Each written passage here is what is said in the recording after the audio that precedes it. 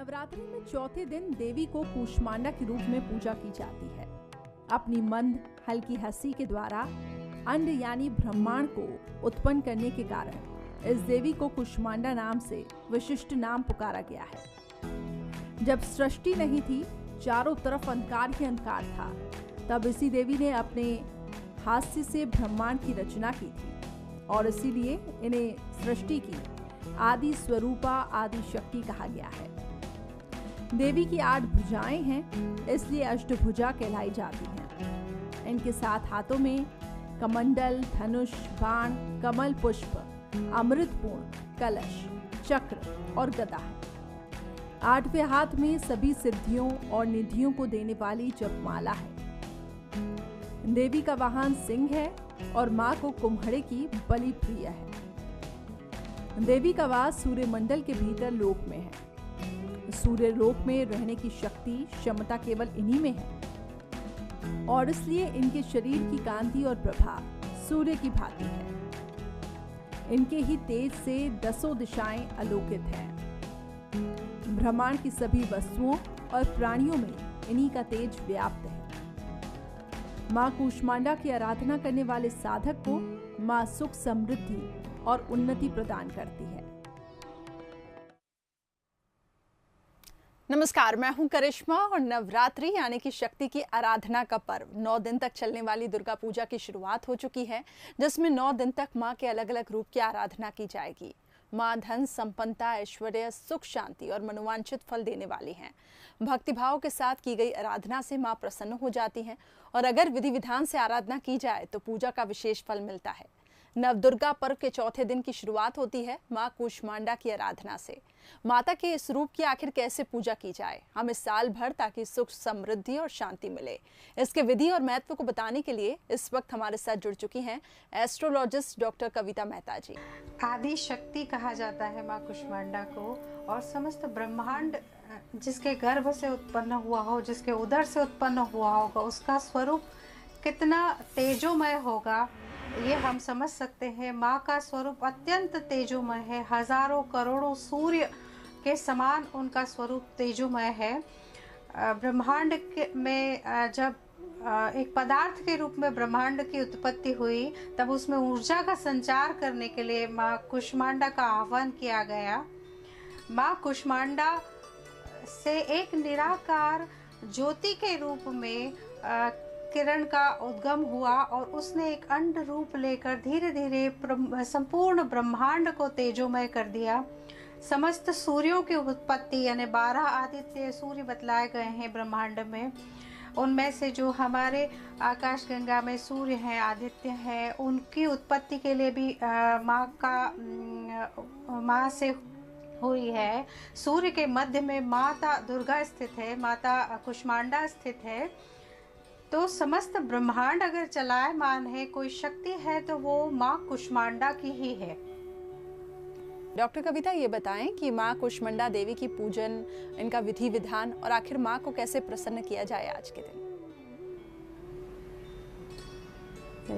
आज के दिन माँ कूष्मांडा को के समक्ष लाल रंग का आसन जो है विराजित करें, उसमें माँ कूष्मांडा का आह्वान करें, उनका विग्रह वहाँ स्थापित करें। सर्वप्रथम माँ कूष्मांडा के चरण का वंदन करें, उनके चरण का पूजन करके उन्हें धोवें चरण को और चरणामृत लें। तत्पश्चात माँ को जो है वो चरणामृत से यानी पंचगव्य से उनको स्नान कराएं और उसके पश्चात माँ को धूप, दीप और फल फूलादि अर्पित करके दुर्गा सप्तशती और देवी भागवत का पाठ करें। तत्पश्चात आरती करें। उन्हें आज के दिन मालपुए और कद्दू के पेठे का भोग लगाएं, तो माँ अत्यधिक प्रसन्न होगी। चलिए, तो सफ़ेद कुम्हड़ा माँ को अर्पित करें और जैसा कि आपने बताया कि काफ़ी सारी चीज़ें हैं जो माँ को यहाँ पे प्रसन्न करती हैं। सफ़ेद कुम्हड़ा माँ को पसंद है और उसके साथ ही कद्दू का भोग भी अगर लगाते हैं तो माँ प्रसन्न हो जाती है। तो ये माँ कूष्मांडा के बारे में आपको बता रहे हैं कि किस तरीके से माता रानी को प्रसन्न किया जाए। तो काफ़ी मान्यताएं जुड़ी हुई हैं शारदीय नवरात्र, लेकिन ये नवरात्र 4 बार आते हैं। हर नवरात्र का अपना अपना महत्व रहता है। कोई गुप्त नवरात्र रहते हैं, शारदीय नवरात्र रहते हैं, जिसका जिक्र हमने आपसे कल किया था। तो आज ये जो शारदीय नवरात्र का पर्व है, इसको धूमधाम के साथ मनाया जा रहा है। चौथा दिन है।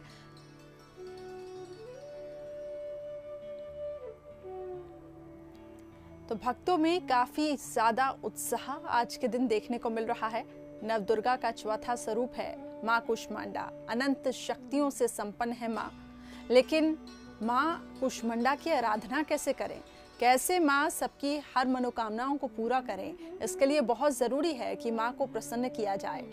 डॉक्टर कविता, माँ को प्रसन्न करने के लिए, वरदान प्राप्ति के लिए आज क्या उपाय करने चाहिए? जैसा कि आपने बताया कुछ चीज़ों के बारे में कि इसका अगर भोग लगाते हैं तो माँ प्रसन्न रहती है, लेकिन वरदान प्राप्ति के लिए आखिर क्या उपाय करें? देवी कुष्मांडा की आराधना से दैहिक, दैविक और भौतिक तीनों तापों का नाश होता है। तो आज के दिन कुछ खास उपाय हैं, उनको आप करें तो सुख समृद्धि प्राप्त होगी। सबसे पहले तो यदि आप माँ को गन्ने के रस से स्नान करवाते हैं तो देवी भागवत में कहा गया है कि लक्ष्मी और माँ सरस्वती दोनों प्रसन्न होती हैं। उसके साथ ही आज एक पान के ऊपर केसर से रीम लिखकर माँ को अर्पित करें। पूजन के पश्चात इस पान के पत्ते को अपनी तिजोरी या अपने धन रखने के स्थान पर रखें तो लगातार धन में आपके बढ़ोतरी होगी, घर में समृद्धि आएगी। इसके अतिरिक्त यदि आज के दिन माँ को कर्पूर, अगरू, केसर और कस्तूरी के साथ कमल पुष्प के जल से स्नान करवाएं तो सौभाग्य में वृद्धि होती है और समस्त मनोकामनाएं पूर्ण होती है। पान को विशेष बहुत शुभ माना गया है। पान के पत्ते पर गुलाब की पंखुड़ियां रखकर आज के दिन आप माँ को अर्पित करें। इसके साथ ही जो 108 की माला एक मंत्र की करें, ओम जयंती मंगला काली भद्रकाली कपालिनी दुर्गा क्षमा शिवा धात्री स्वाहा स्वधा नमोस्तुते, इस मंत्र का जाप करें। साथ ही राम रक्षा स्तोत्र का पाठ भी यदि आप इस दिन करते हैं तो बेहद सौभाग्य की बात है और सौभाग्य में वृद्धि होती है, ओज में वृद्धि होती है और बल वृद्धि होती है। जी, चलिए, तो वरदान प्राप्ति के लिए ये उपाय करें। और आगे अगर हम बढ़े तो डॉक्टर कविता ये बताएं कि माँ कुष्मांडा का संबंध गर्भ से भी होता है, ऐसा कहा जाता है। तो क्या गर्भवती स्त्रियां गर्भ रक्षा के लिए नवरात्र में व्रत उपवास कर सकती हैं? जी, माँ कुष्मांडा से ही समस्त संसार में ऊर्जा का संचार हुआ है। माँ ने इस संसार को, जो दैहिक, दैविक और भौतिक तापों से युक्त है, इस संसार को अपने उदर में धारण किया हुआ है। सूर्य के मध्य में माँ का निवास है। तो गर्भ रक्षा के लिए तो खास माँ की आराधना की जा सकती है। माँ कुष्मांडा की आराधना अवश्य गर्भवती स्त्रियां कर सकती है, लेकिन व्रतादि करने का विधान गर्भवती स्त्रियों को नहीं है। 5 माह से अधिक का यदि गर्भ है तो आप व्रत इत्यादि ना करें। गर्भवती स्त्रियों को व्रत ना करने का कोई दोष नहीं लगता। पूर्व में भी यदि कोई आप व्रत करते आए हैं और इसी बीच गर्भ धारण हुआ है तो आप उन व्रतों को वहीं पर रोक सकती हैं, क्योंकि इसमें कोई दोष नहीं है। गर्भ रक्षा के लिए माँ कुष्मांडा की आज विशेष आप मानसिक जाप करें, बैठकर उनका स्तोत्र पाठ करें। श्री गर्भ रक्षांबिका स्तोत्र का आज आप जाप करें, गर्भ की रक्षा होगी। साथ ही गर्भवती स्त्रियां माँ को जो है नारियल अर्पित करें आज के दिन। जी, आपको एक सुंदर स्वस्थ शिशु की प्राप्ति होगी और आपकी गर्भावस्था निर्विरोध संपन्न होगी। चलिए, तो ये तो आपने बहुत अच्छी बात बताई गर्भवती महिलाओं के लिए। लेकिन जैसा कि आपने बताया कि अगर 5 महीने हो चुके हैं अभी तक प्रेगनेंसी में, तो उस दौरान फिर व्रत नहीं रखना चाहिए। ये बताएं, अब कन्या भ्रूण हत्या आज की एक ज्वलंत समस्या बनी हुई है, तो आखिर क्या दोष उत्पन्न होता है गर्भनाश से? जो जीवनदायिनी माँ है वो जो ऊर्जा से युक्त है। अगर कुछ लोग जो है जो गर्भपात करते हैं या करवाते हैं या बाध्य करते हैं, कन्या शिशु की यदि हत्या करते हैं, एक सृजनकर्ता की अगर गर्भ में हत्या होती है तो सबसे ज़्यादा माँ कुष्मांडा देवी कुपित होती है। माँ ऐसे व्यक्ति का समस्त ताप जिसको कहते हैं, दैहिक दैविक और भौतिक चारों तरफ से समस्याओं से ऐसा व्यक्ति घिर जाता है। और शास्त्र कहते हैं कि जन्म जन्मांतर तक ये गर्भ हत्या का पाप उसका पीछा नहीं छोड़ता। शास्त्रों में कहा गया है कि जो स्त्री स्वयं ये गर्भपात करती है उसका त्याग कर देना चाहिए, वो त्याज्य योग्य है, यानी कि संसार समस्त समाज उसका परित्याग कर सकता है ऐसे में, और उन्हें समस्त समाज को वो परित्यक्ता की तरह जीवन व्यतीत करने योग्य है। इसके साथ ही मनुस्मृति में कहा गया है कि जो गर्भपात करता है और करवाता है उसकी दृष्टि डाले हुआ अन्न भी उसके ओरा से जहर के समान हो जाता है। गर्भस्थ शिशु जो है वो कई जन्म जन्मांतर की स्मृति समेटे और सहेजे हुए होता है। जब आत्मा शरीर छोड़ती है और गर्भ धारण करती है तो उसे अपने सभी जन्मों की स्मृति गर्भ में रहती है और वो निरंतर ईश्वर का स्मरण करता रहता है और निरंतर प्रायश्चित करता रहता है। ऐसी स्थिति में उसकी स्थिति जो है एक सन्यासी, एक ऋषि की तरह होती है। अगर ऐसी कन्या का गर्भ में नाश होता है तो ब्रह्म हत्या का अपराध लगता है। ब्रह्म हत्या से अधिक महापाप कहा गया है इसे। सन्यासी की हत्या करना, गर्भ में गर्भस्थ स्त्री शिशु की हत्या करना और गौ हत्या करना, इन महापापों से जन्म जन्मांतर तक मनुष्य पीड़ित होता है। जन्म जन्मांतर तक उसका पीछा नहीं छोड़ते हैं। जी ठीक है डॉक्टर कविता, अब आगे ये बताएं कि माँ का अगर हम वाहन की बात करें तो माँ का वाहन सिंह है, लेकिन आखिर ऐसा क्यों, क्या कथा, क्या संदेश है इसके पीछे, ये बताएं।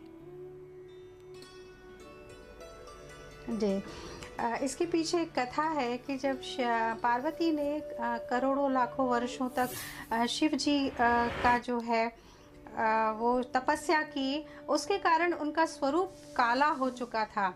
तो जब उनका विवाह हुआ तो शिव जी ने उन्हें काली शब्द से संबोधन दिया, जिससे माँ क्रोधित हो गई और वो तपस्या करने के लिए वन में चली गई। वहाँ उनकी निरंतर तपस्या चल रही थी। उन्हें एकांत में देखकर एक भूखा शेर जो है उनके समक्ष आके बैठ गया। अपनी उदर पीड़ा शांत करने के उद्देश्य से माँ की तपस्या कई वर्षों तक, हजारों वर्षों तक चली और वो सिंह जो है एकाग्र चित्त होकर एक निष्ठता से अपने लक्ष्य की प्राप्ति के लिए वहाँ तपस्या में माँ के साथ तपस्या करता रहा। अंत में शिव जी प्रसन्न हुए और माँ को महागौरी का वरदान दिया। माँ ने गंगा स्नान किया और जब उनकी दृष्टि सिंह पर पड़ी तो वो बड़ी प्रसन्न हुई।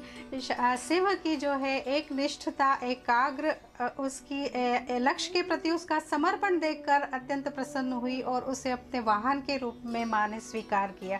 इस तरह से सिंह जो है वास्तव में एकाग्रता और लक्ष्य के प्रति समर्पण का सूचक है। जी, तो देवी का वाहन सिंह है और उसके पीछे भी देखिए एक संदेश है। अब ये बताएं कि माँ की अष्टभुजाओं में जो अर्थशस्त्र है उसका आखिर क्या संदेश है, इसके बारे में बताएं।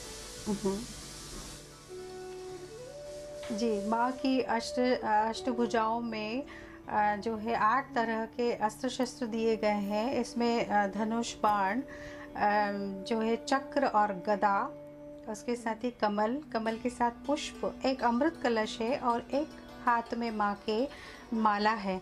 माँ के हाथ में रुद्र की माला जो है वो सांसारिक तत्वों का प्रतिनिधित्व करती है। माँ के हाथ में कमल जो है वो पवित्रता का संदेश देता है कि कीचड़ में यानी काम, क्रोध, लोभ, मोह, अहंकार, ये 5 विकारों के मध्य किस तरह से पवित्र रहा जा सकता है। माँ के हाथ में जो पुष्प है वो भी पवित्रता का सूचक है। उसके बाद धनुष और बाण की अगर हम बात करें तो ये लक्ष्य को निर्धारित करते हैं, लक्ष्य का प्रतीक है। चक्र जो है, सुदर्शन चक्र जो है वो सृष्टि के संचालन का प्रतिनिधित्व करता है कि माँ सृष्टि के संचालन में किस तरह से अपना योगदान देती है, ये उसका प्रतीक है। गदा जो है वो दुष्टों के संहार के लिए माँ की बतलाई गई है। जी, और आज के दिन अगर हम स्त्रियों की बात करें तो खास तौर पर क्या उपाय उनको करना चाहिए ताकि सुख समृद्धि उनको मिले?